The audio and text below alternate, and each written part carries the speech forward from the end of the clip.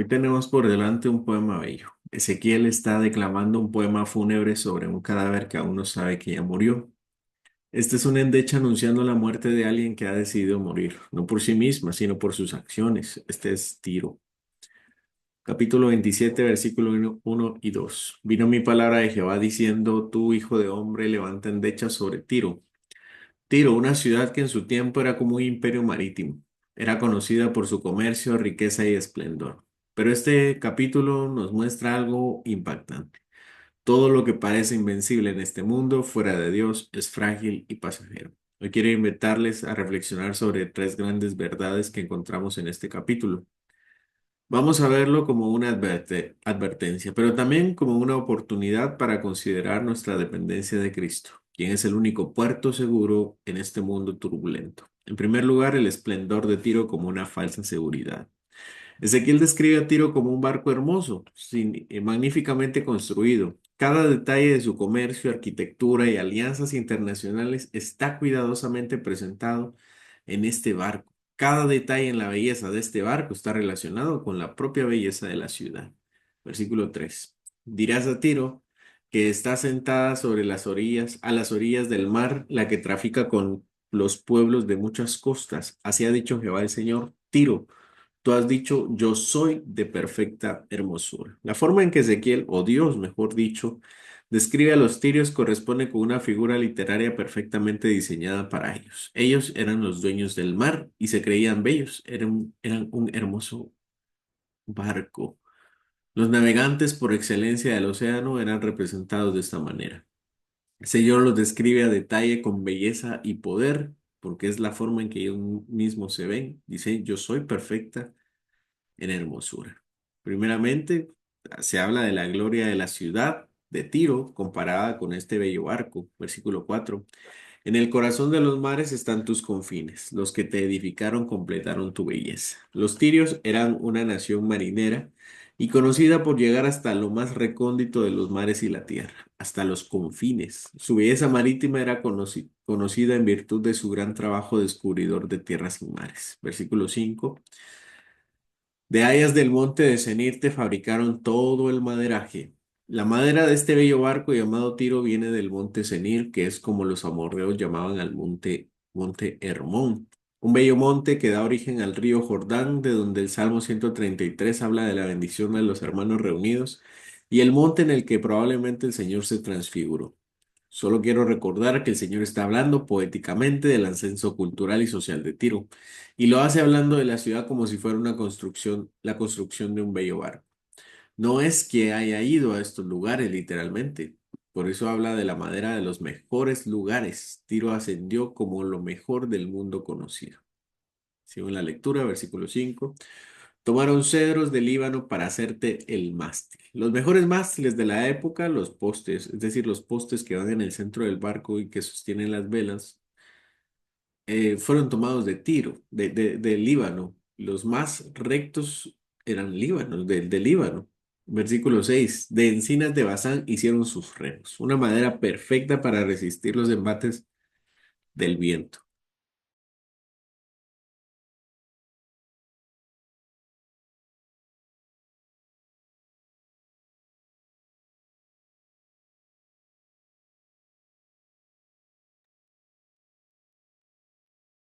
Tus bancos de pino de las costas de Quitín, incrustados de marfil.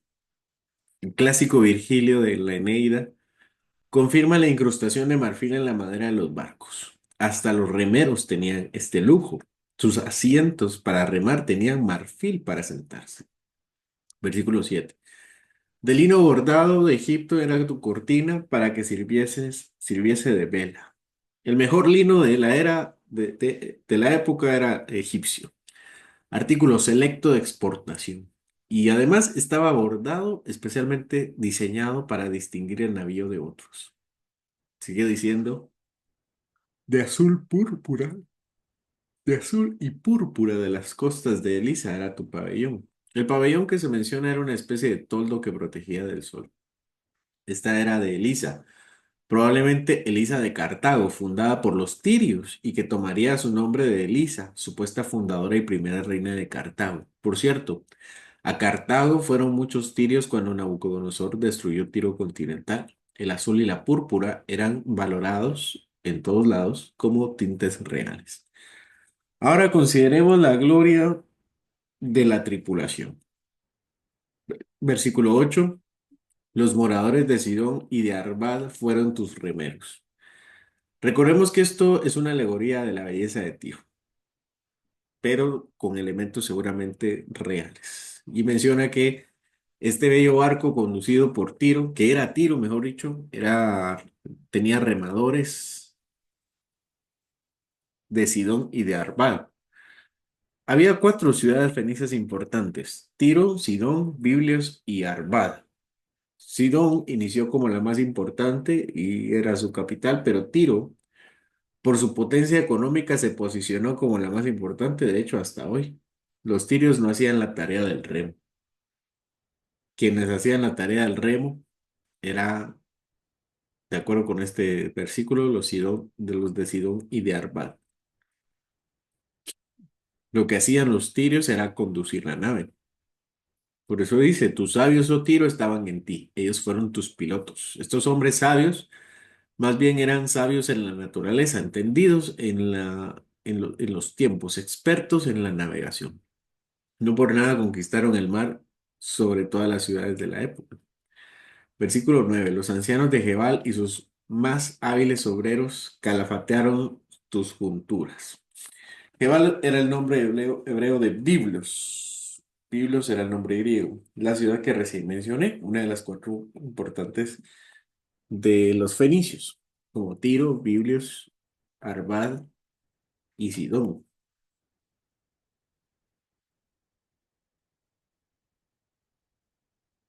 Estos expertos cuidaban la nave calafateándola. Esto es introducir una brea en las abolladuras del barco. Estos jebales, los bibliotas, perdón, los pobladores de Biblios, fueron los mismos que Salomón llamó siglos antes para construir el templo. Y esta parte de la tripulación cierra con un resumen. Versículo 9. Todas las naves del mar y los remeros de ellas fueron a ti para negociar, para participar de tus negocios. Es decir, esto cierra con lo más importante que era Tiro para ese entonces.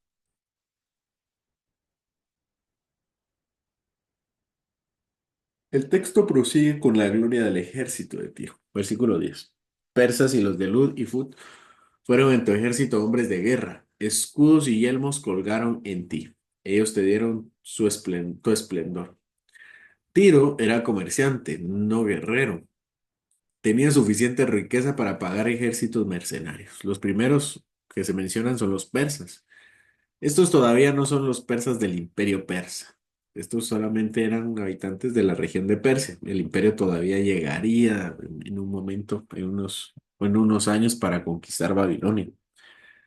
Pero desde ya eran hombres feroces, así como los de Lud y Fut, ciudades al norte de África. Estos hombres persas, ludos y futos eran escudos y al ser mercenarios demostraron la capacidad económica que la ciudad de Tiro tenía para contratar soldados de otras nacionalidades.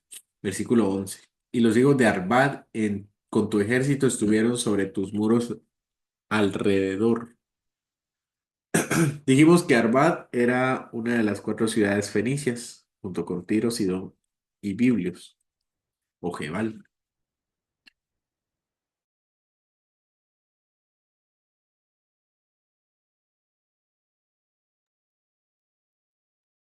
Y Arbat también era una isla, pero al norte de Tiro. Esto seguramente los arqueros y soldados que protegían la muralla que Alejandro destruiría.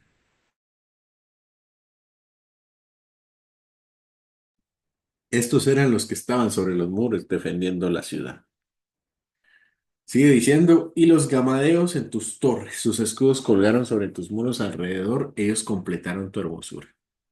No hay información disponible sobre el origen de los gamadeos, pero seguramente, como los demás, eran hombres fuertes que custodiaban las torres.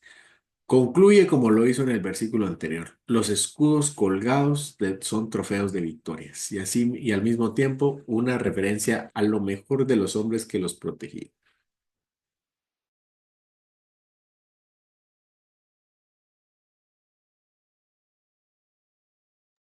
Recordemos que Tiro era una ciudad relativamente pequeña en comparación con muchas de las naciones que se nombran. Lo que sucede es que Tiro era un mercado mundial en el que convergían diferentes nacionalidades para comprar y vender de otras partes del mundo sin todo el riesgo que se corría de ir a la ciudad directamente. Versículo 12. Tarsis comerciaba contigo por la abundancia de todas las riquezas, todas tus riquezas, con plata, hierro, estaño y plomo comerciaba en tus ferias. Tarsis era el extremo de la tierra, el lugar más alejado del mundo conocido. A Tarsis quería huir Jonás algunos años antes. Tiro comerciaba con Tarsis por la orfebrería que ofrecían. Versículo 13. Javán, Tual, Mesec comerciaban también contigo. Con hombres y con utensilios de bronce comerciaban en tus ferias. Estas tres ciudades, Javán, Tubal, Mesec, son ciudades, son descendientes de los patriarcas, tres de los hijos de Jafet, según Génesis 10:2. Jafet, hijo de Noé. Difícil de localizarlos actualmente. Lo que sí sabemos es que traficaban con hombres y con utensilios de bronce. Versículo 14. Los de la casa de Togarma con caballos y corceles de guerra, mulos y mulos comerciaban en tu mercado. Togarma es Armenia. El historiador Estrabón menciona la abundancia y calidad de caballos. Heródoto, la calidad de los asnos. Togarma era nieto de Jafet, según Génesis 10, e hijo de Gomer, otro hijo de Jafet. Versículo 15. Los hijos de Dedán traficaban contigo. Muchas costas tomaban mercadería de tu mano, colmillos de marfil y ébano te dieron por sus pagos. Los de Danitas, según Génesis 10, son los nietos de Cam, hijos de Cus, comerciantes del Golfo Pérsico en grandes caravanas. Estos conseguían los colmillos de elefante y madera de ébano. Según el historiador Plinio, lo conseguían de la India y Etiopía. Edom, versículo 16. Edom traficaba contigo por la multitud de tus productos, con perlas púrpura, vestidos bordados, linos finos, corales y rubíes venían a tus ferias. Ya vimos a Edom en el capítulo 26, en una profecía contra ellos. Estos son los descendientes de Saúl, hermano de Israel. Ellos eran grandes comerciantes de artículos preciosos dignos de la opulencia y la corte. Versículo 17. Judá y la tierra de Israel comerciaban contigo con trigos de Mini, paná, miel, aceite y resina negociaban en tus mercados.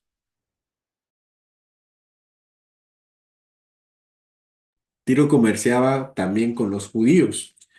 La puerta de las naciones que pronto caería, el gran cereal y miel porque es la tierra de leche y miel. ¿Y qué decir del aceite de los olivos? Olivos que entre muchos dieron espacio para la oración sacerdotal del Señor. Versículo 18. Damasco comerciaba contigo por tus muchos productos, por la abundancia de toda tu riqueza, con vino de Elbón y lana blanca negociaban. De Damasco, Siria, importante sitio comercial hasta hoy, hacían esto. El vino se dice que era del Elbón, porque en Siria convergían los caminos de África y Asia. Siria era tan importante que la semana pasada, de hecho, que fue derrocada la dictadura de Al-Assad, Rusia, que financiaba y protegía al régimen, se metió en problemas porque ese país era corredor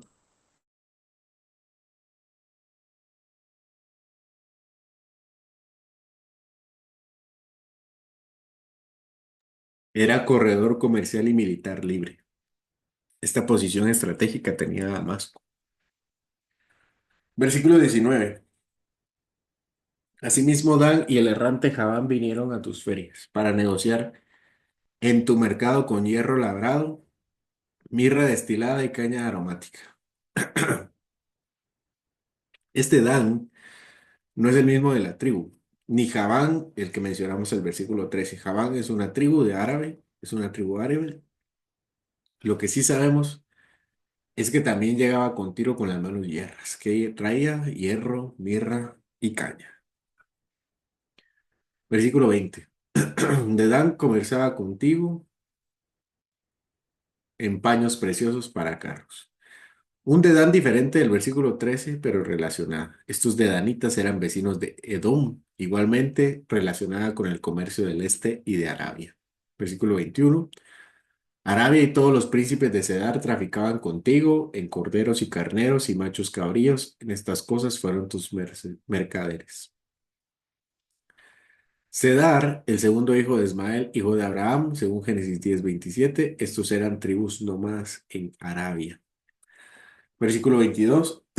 Los mercaderes de Sabá, de Rahama, de Rahama, fueron también tus mercaderes con lo principal de la especería y toda piedra preciosa y oro vinieron a tus ferias. Según Génesis 17, Sabá y Rama son descendientes del patriarca Cush, hijo de Cam, hijo de Noé. Estos también asistían con lo que traían, productos de calidad, especias, piedras preciosas y oro a la feria empresarial que tenía Tiro. Versículo 23. Arán, Cane, Edén y los mercaderes de Sabá, de Asiria, de Quilmad, contrataban contigo. Esos también del desierto árabe, un poco difícil de ubicar, pero este Sabá parece ser el intermediario comercial, que es el versículo 22, el del versículo 22. Aquí termina la gloria comercial económica de Tiro. Estos mercaderes, versículo 24, tuyos negociaban contigo en varias cosas, en mantos de azul y bordados y en cajas de ropas preciosas enlazadas con cordones y en madera de cedro. Unas últimas palabras de cierre relacionadas con otros artículos, la mayoría de artículos dignos de la opulencia de las culturas de todo el mundo. Esta fue la primera parte de la profecía. El Señor enumera muchas de las cosas que hacían grande a Tiro. Era una ciudad muy rica, tenía muchos lujos, muchos beneficios sociales, políticos y económicos. Era una ciudad privilegiada, era una ciudad que tenía tanta riqueza que no debía preocuparse por nada más. Tiro estaba en la cúspide de su éxito. Así que de repente la profecía toma un giro repentino. Versículo 25.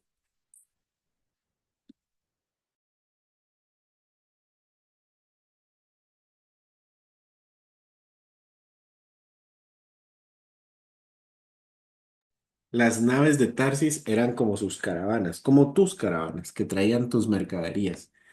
Así llegaste a ser opulenta, te multiplicaste en gran manera en medio de los mares. El Señor vuelve a mencionar a Tarsis como diciendo que su comercio era tan grande que había llegado hasta lo más lejano, y con todo esto llegó a ser una gran ciudad, una metrópoli ostentosa, era el centro de negocios mundial y también era el dueño de los mares. Sin embargo, uno de los ídolos que más odia a Dios es el ídolo de las riquezas. Tiro se había elevado como un gran gigante comercial, confiando plenamente en sus riquezas y su capacidad para acumular tesoros mediante el comercio con las naciones. La ciudad no solo era un centro comercial, la ciudad era un monumento al materialismo.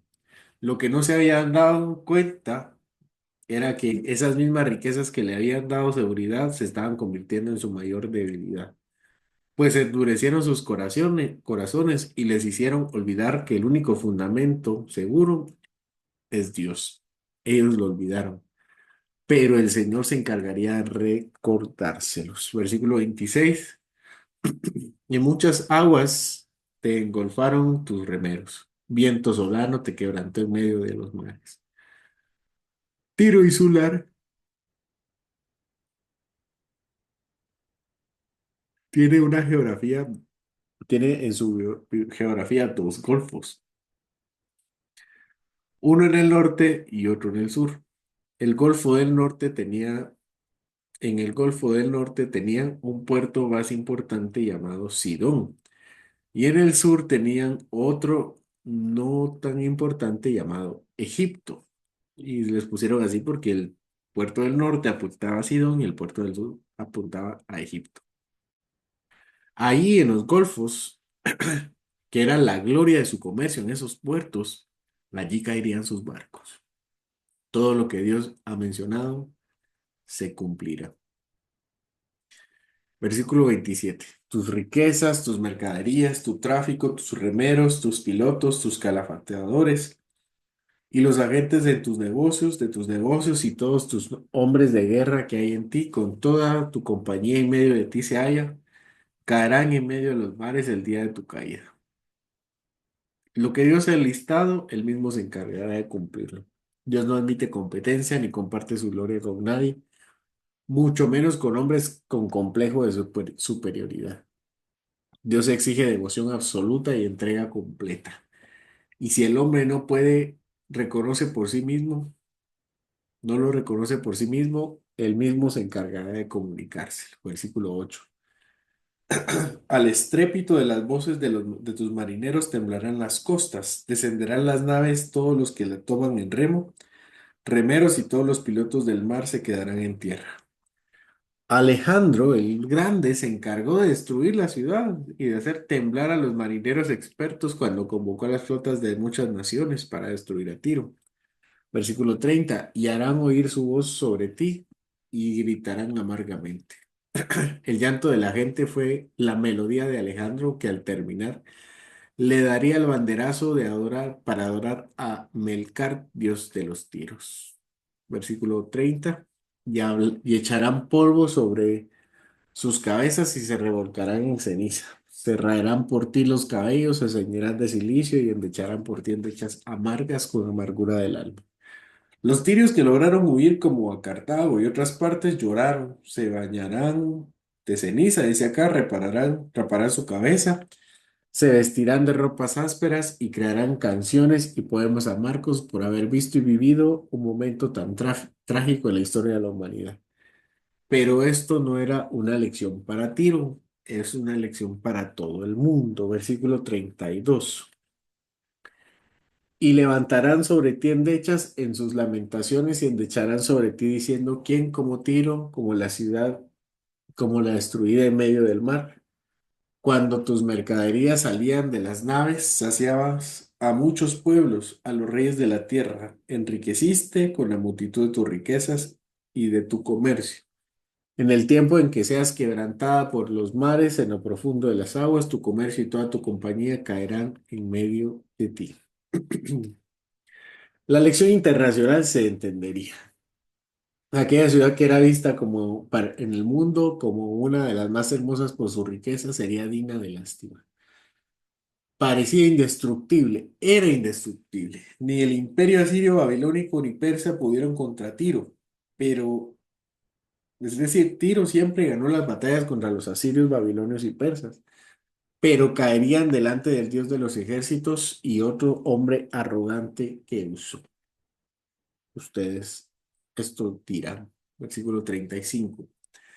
Todos los moradores de las costas se maravillarán de ti y sus reyes temblarán de espanto, desnudarán sus rostros.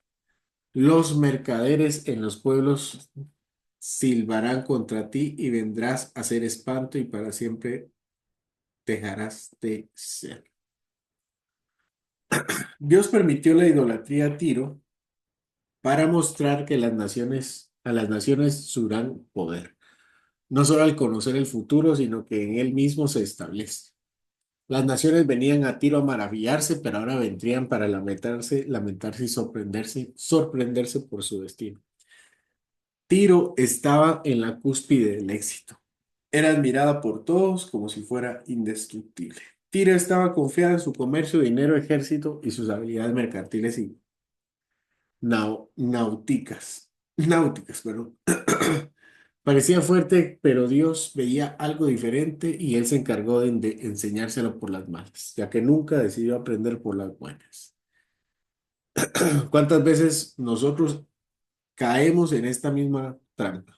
Ponemos nuestra seguridad en cosas como el trabajo, nuestras relaciones, nuestros contactos, la estabilidad económica, empleos seguros o incluso inversiones exitosas. Y aunque estas cosas no son malas en sí mismas, sí ocupan el lugar de Dios en nuestro corazón. Estamos en peligro si Dios, estamos en peligro. Si Dios pudo hacer algo en una ciudad que era indestructible hasta el momento, usando un hombre que también se creía indestructible, ¿Quiénes somos nosotros delante del Dios eterno? Es un momento para examinar nuestros corazones. ¿Dónde estamos poniendo nuestra confianza? ¿En la obra de nuestras manos o en el Señor que todo lo sostiene? Cristo nos llama a buscar primero el reino de Dios y su justicia, porque todo lo demás es temporal. Ezequiel describe el naufragio de Tiro con un lenguaje vívido. El barco que parecía tan fuerte es arrastrado por las aguas. El comercio se detiene, los marineros y comerciantes lloran y las riquezas que parecían invencibles son arrastradas al abismo. Esta imagen del naufragio es una advertencia clara. Nada en este mundo es eterno, las riquezas, el poder, la fama y las alianzas humanas no pueden salvarnos. Solo en Cristo encontramos una seguridad que no puede ser destruida. Pensemos en las palabras de nuestro Señor Jesucristo en Mateo 27, 24 al 27, donde compara al hombre que construye su casa sobre la roca con alguien que la construye sobre la arena. Tiro construyó sobre la arena y su caída fue grande.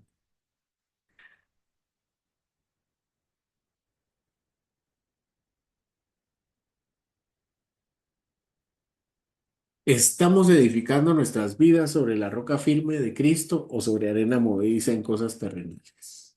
El naufragio de Tiro nos recuerda que debemos vivir para lo eterno, no solo para lo pasajero. Cuando Tiro cae, las naciones lloran. ¿Por qué? Porque ellas también dependían comercialmente de Tiro. Su propia estabilidad estaba entrelazada con la ciudad, la de esta ciudad.